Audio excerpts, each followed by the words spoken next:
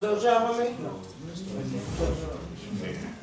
Давам думата на господин Долев да отговори на поставения въпрос от господин Прокопиев относно гаранциите по превода, който трябва да извършим на фирмата. Обществената поръчка няма гаранция за сумата. Преценено е от възложителя община Белене, че сумата е малка и можем да минем без гаранция. Ясно ли сте разбрали? Да. Не позволява такова движение самата сума. Не е толкова малка, но така е заложено, така че в момента не може да променяме обявената поръчка, нито договора. Продължим по този начин. Това някакъв прецедент ли, защото не съм проверял другите поръчки, не се окаже, че е някаква практика, която Нямам си на идея. Може и така да е. За тези суми не сме го проверяли, може да го залагаме за бъдеще. В момента общината така е практикувала от години, не сме променяли някакви правила. Общината не е практикувала така от години, винаги гаранции са били обезпечени. Авансите са били обезпечени, но са предоставени такъв огромен размер средства. Просто е така. Не питам дали това е прецедент само по тази поръчка, дали е пропуск на съответен служител, дали е ваша политика, какво става? Ако ще го проверим точно от кога е това нещо и да е пропуск на служител, в момента закона го позволява, ще го поправим за следващите поръчки. Има, живот си здраве, ще има много поръчки за бъдеще. Защото аз считам за задължително, който и да е изпълнител, без значение дали както някакъв непознат, може да се първи път оперираш на територията на община Белене, дори и познат да е, суми, каквито да са суми, дори не са 150 000 лева, дори да са 1500 лева, това така се предоставят на някакви външни лица без никакъв ангажимент на среща. За мен това е недопустимо. Така че не искам да правя отношения за схеми и прочие, но не правя. Не искам да правя, Да, ние не правим, но казвам, че за мен това е неправилно по този начин да се работи. Ако вие работите по този начин. добре, ще го проверим, казахме. Не сме, може да е прецедент, може и да не е, защото сега никой не е заостал внимание. По всички договори. По смисъла на ЗУД ги има, но Това е тези... идеята на тези вътрешни правила за контрол, когато една документация се разработва, тя се одобрява от съответните звена и дори с финансов отдел, технически отдел, когато всички кажат това, тогава се открива една процедура. В противен случай, ако едно лице по свое усмотрение разработва условията, това какво означава? Че това лице може да бъде... То минава на съгласуване през всичките. И как ще има съгласуване през всички, като ми оценци ми обяснявате, че има изключително вие, включително и сега зад Петър. Значи объркал съм се, да, има гаранция за изпълнението по договора. Гаранцията за изпълнение е 8000 лева. Тук ви говорим за 155 000 лева. Гаранцията за изпълнение е нещо съвсем различно от гаранцията за обезпечаващата аванс. Съгласен, ние ще го вземем под внимание. Само не се окаже нещо по-различно. Добре, благодаря ви. Преминаваме към гласуване поименно. Аз съм за. Валерий Василков. За. За. Евелина Микова. За. Иво Павлов. За. Калян. За. Магдалена Вълков. За. Момчил Линов. За. Невена Александър. Николай Арбаджиев. 12 за, против, въздържали се няма. Точка номер 7. Предложение от Милен Павлов Долев, кмет на община Белене, относно издаване на запис на заповед от община Белене в полза на Държавен фонд земеделие, разплащателна агенция, обезпечаваща авансово плащане за данък добавена стойност по един договор от 24.2 и анекс към този договор от 10.11 по проект рехабилитация на улица Малчика в участъка от пътно кръстовище с улица Кирил и Методий до пътно кръстовище с улица Фердинанд Дечев, Белене.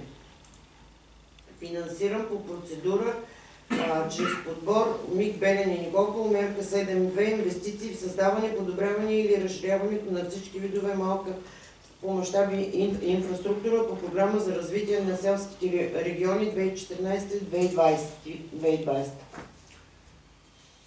Господин Ангелов, виждате, Благодаря. Идентично предложение, както предното. Това е само че за сумата от ДДС. Върху сумата, която приехме преди малко, сумата е 30 795,20 лв. За плащането на ДДС по този проект. Отново предложение в 3 точки.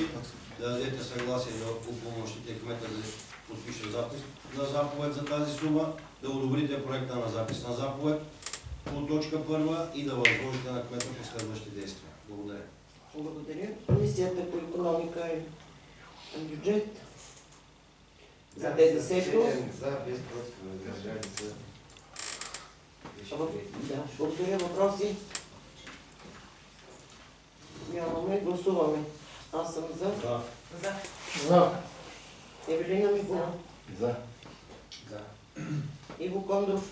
За. Илиян Шовар. За. Калоян Прокопиев. За. Магдалена Вълкова. Момчил Линов. За. Аневена Александрова. Николай Рабаджиев. За. Благодаря. 12 за, против, въздържали се няма. Точка номер 8.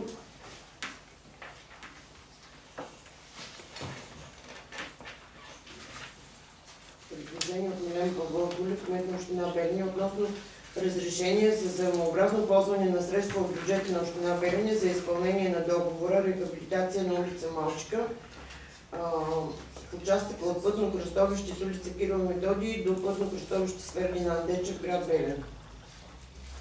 По проекта, който преди малко вземахте две решения, по дейност едно изготвяне на технически инвестиционен проект, което е част от договора, с предмет изготвяне на технически инвестиционен проект и упражняване на авторски и технически авторски надзор по време на изпълнение на СМР е изпълнено, необходимо да се направи плащане към изпълнителя. В договора с изпълнител за тази дейност е заложено да се извърши едно плащане. Но тъй като Държавен фонд земеделие допуска плащане на аванс само в размер на 50% от одобрените разходи, се налага другите 50% от тази дейност да ги платим община Белене. В тази връзка ви предлагам да вземете решение в две точки, да разрешите за многообразно ползване на средствата от бюджета на община Белене за извършване на плащане по този проект и да възложите на кмета на общината последващи действия. Благодаря, господин Рабаджиев. Да, значи тук имаме добавение в решението.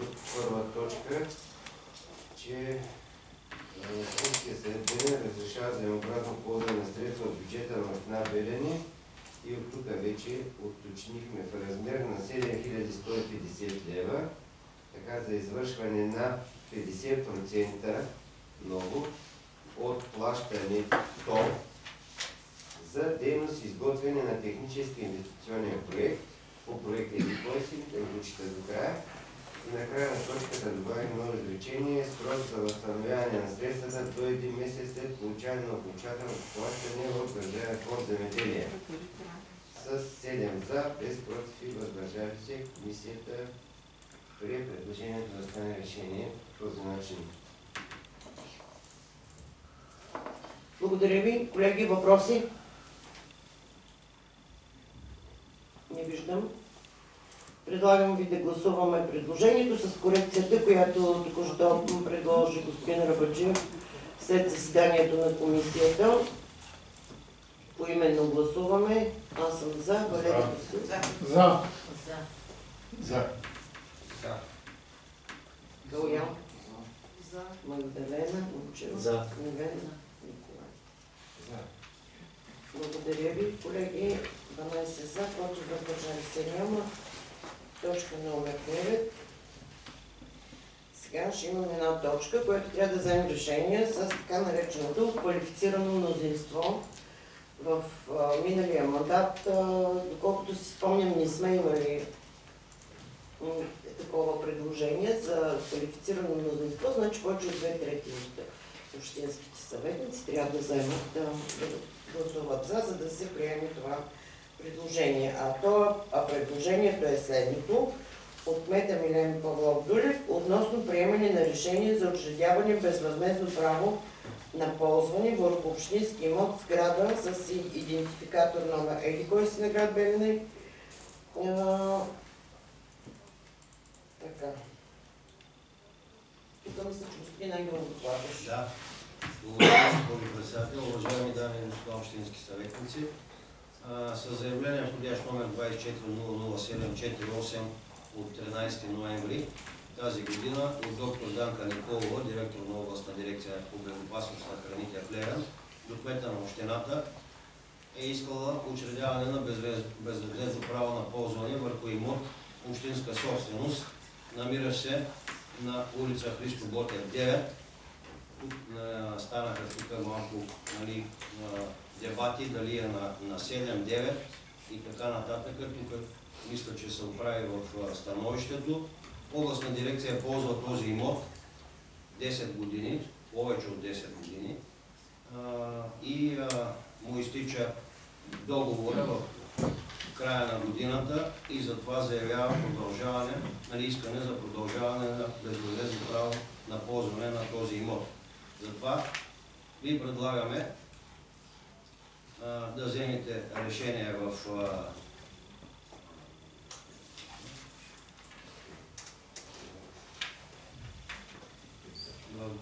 3 точки. Да.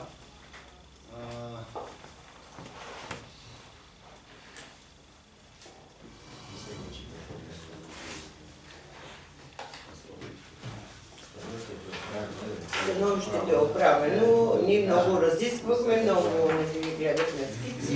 Да, благодаря. И давам думата на господин Кондров за становище на комисията по устройство на територията, жилищна политика и екология, който разгледаха това предложение от областната дирекция по безопасност на храните. Благодаря, госпожо председател. Уважаеми колеги, Постоянната комисия по устройство на територията, жилищна политика и екология на заседанието на 22 септември, след разгледа направеното предложение и след направените корекции в проекта на решението, единодушно с 7 за, предлага на Общинския съвет да вземе следното решение. На основание член 21 и нататък дава съгласие за учредяване безвъзмездно право на ползване върху общинския имот на областна дирекция по безопасност на храните. Втора точка одобрява текста на проекта договора и трета възлага на кмета на община Белене да извърши всички следващи правни и практически действия, свързани с учредяване на безвъзмездно право. Благодаря. Господин Кондов, господин Арабаджиев.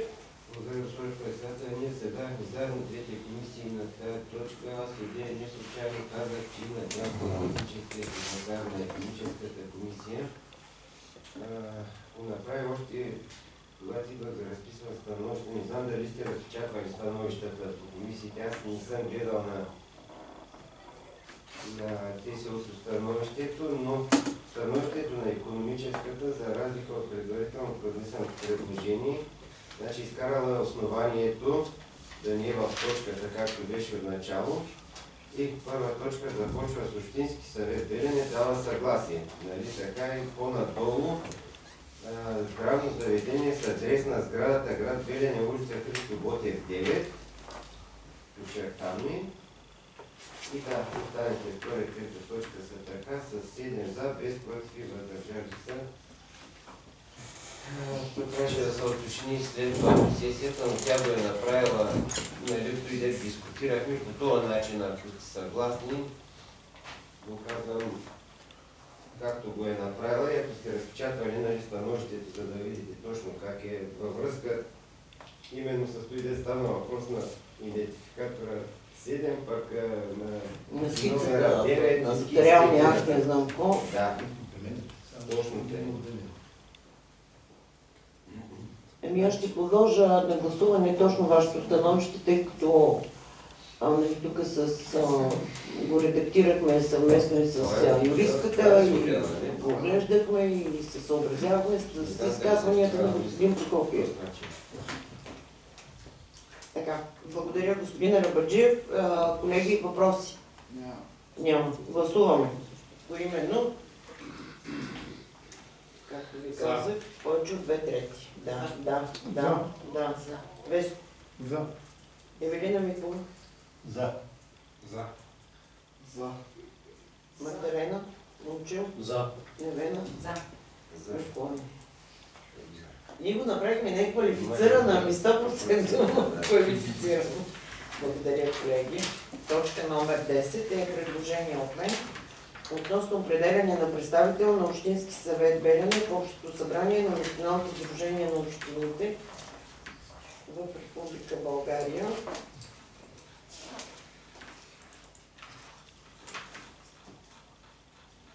Предложението беше включено, гледахме го във всички комисии, така че няма да се повтарям, да ви разказвам за значението на Националното сдружение на общините, за влиянието му в обществено-политическия живот на общините,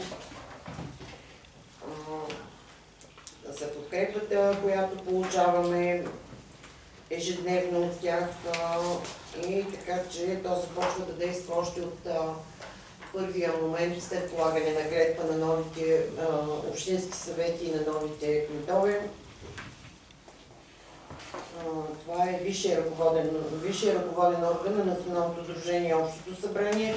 То приема, изменя и допълва устава на сдружението, избира и освобождава членове на управителния и контролния съвет, приема програмата за дейността на сдружението, приема годишния бюджет, отчета за неговото изпълнение, взема и всякакви други решения съгласно правомощията му, посочено в устава. Общото събрание се състои от делегатите на всички общини, членове на сдружението. Общото събрание на Националното сдружение заседава най-малко веднъж годишно и съгласно член 12 алинея 2 от устава му, в него всяка община е представена от двама делегати. Кмета на общината по право, без да го избираме, и още един представител от Общинския съвет, който обичайно е председател на Общинския съвет. Така че аз ви предлагам да вземем решение на основание тук всички членове алинеи от устава, няма да ги чета, да вземем решение, че определя за представител на Общински съвет Белене в Общото събрание на Националното сдружение на общините Бистра Павловска, председател на Общински съвет Белене. Първа точка от решението и втора точка от решението: при невъзможност за участие на определение по точка 1 представител в заседание на Общото събрание, той ще бъде заместван от господин Николай Арабаджиев, заместник председател на Общински съвет Белене. Както казах в началото на експозето, всички комисии го разгледахме и така за протокола ще дам думата на председателите да съобщат становищата на комисиите. Госпожо Бойкова. Благодаря. Повършението трябва да подкрепено предложение. Госпожо Александрова, вашата комисия. Комисията за местно самоуправление, ред, законност и сигурност на заседанието на 22 единодушно с 5 за, без против и без въздържали се прие така направеното предложение председателя на Общинския съвет доктор Бистра Павловска да бъде представител на Общински съвет Белене в Общото събрание на Националното сдружение на общините в Република България. Благодаря. Господин Кондров. Благодаря. Абсолютно същото решение на Постоянната комисия в устройство на територията, жилищна политика и екология с 7 за, 0 против и 0 въздържали се. Благодаря ви много и вашето. При нас също с 7 за, без против и въздържали се. Да, благодаря. Въпроси има ли някой? Няма, който е съгласен, гласуваме направеното предложение да стане решение на Общински съвет. Благодаря ви. Всички сме сме за. И следващата точка от дневния ред. Отново ви я представих на всичките комисии. Тя е предложение от председателя на Общински съвет относно съгласие председателят на Общински съвет Белене да членува в Националната асоциация на председателите на Общински съвети в Република България или съкратено НАПОС.